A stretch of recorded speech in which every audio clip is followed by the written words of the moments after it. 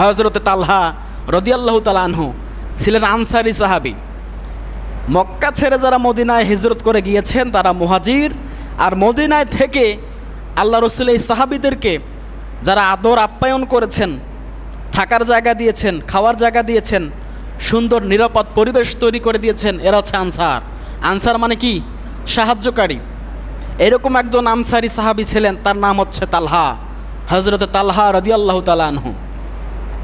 আল্লাহ রাসূল একটা জায়গায় দাঁড়িয়ে আছেন অথবা বসে আছেন, একজন লোক আসলেন, পথিক আসলেন, সফরকারী আসলেন, এসে বলছি, ইয়া রাসূলুল্লাহ, আমি প্রায় 3 দিন থেকে না খেয়ে আছি, আমাকে একটু মেহেরবানি করে খাওয়ার ব্যবস্থা করে দিন, আমার একটু মেহমানদারি করুন। আল্লাহ রাসূল সাল্লাল্লাহু আলাইহি সাল্লাম বলছেন, আমি তো নিজেও অভাবী, আজকে আমার বাসায় নিজেও খাবার নাই।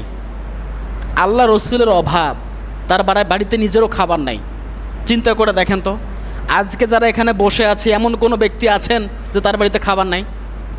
আমার তো মনে হয় না, হয়তো 2-1জন থাকতে পারে, আমি জানি না, তবে সম্ভাবনা বেশি সবাই মোটামুটি মাশাআল্লাহ সফল, খাবার আছে, থাকার জায়গা আছে, নিশ্চিত আছেন।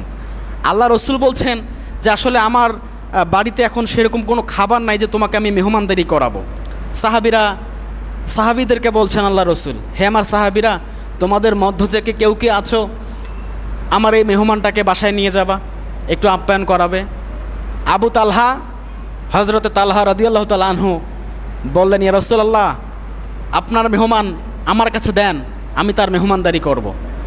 হযরতে তালহা নিয়ে গেছেন তার বাড়িতে মেহমানকে, আল্লাহ রাসূলের মেহমান, যেমন তেমন ব্যাপার। বাড়িতে গিয়েছে, স্ত্রীকে বলছে, স্ত্রী, মেহমান নিয়ে এসেছে, আল্লাহ রাসূলের মেহমান। স্ত্রী উম্মে সুলাইম ডাক দিয়ে বলছে, আপনি কি করলেন? আমাদেরই তো খাবার নাই, যেটুকু খাবার আছে আমাদের সন্তানদেরই হবে না, এরাই খেয়ে পেট ভরাতে পারবে না, আমরা তো না খেয়ে থাকবই, তার ওপর আবার আপনি মেহমান নিয়ে আসলেন। ঠিক আছে, সমস্যা নেই, যেহেতু আল্লাহ রাসূলের মেহমান, আপনি ওনাদেরকে বসান। আপনি রাতের বেলা, রাত হয়ে গেছে, এখন তো বুদ্ধি কৌশল করে তো মেহমানকে মেহমানদারি করা লাগবে, কারণ মেহমানকে আপ্যায়ন করতে হবে না। এখন এমন মানুষ দেখবেন বাড়িতে মেহমান আসলে নাক ছিটকায়, মনটা অন্ধকার করে, চোখ মুখ দেখাই যায় না, খাইতে দেবে কি? আরে ভাই, মেহমান আসলে রহমত আসে, বরকত আসে, আল্লাহ পাকের দয়া আসে, বলি সুবহানাল্লাহ। যেই আসুক, আপনার চরম শত্রু আপনার যদি মেহমান হিসেবে বা আপনার বাড়িতে আসে, তাকে আপ্যায়ন করেন, তাকে 1 গ্লাস পানি দিয়ে হলো আপ্যায়ন করেন, একটা খেজুর আছে, 2টা খুরমা আছে, তাদেরকে দেন, ভাই নেন, এটা খান।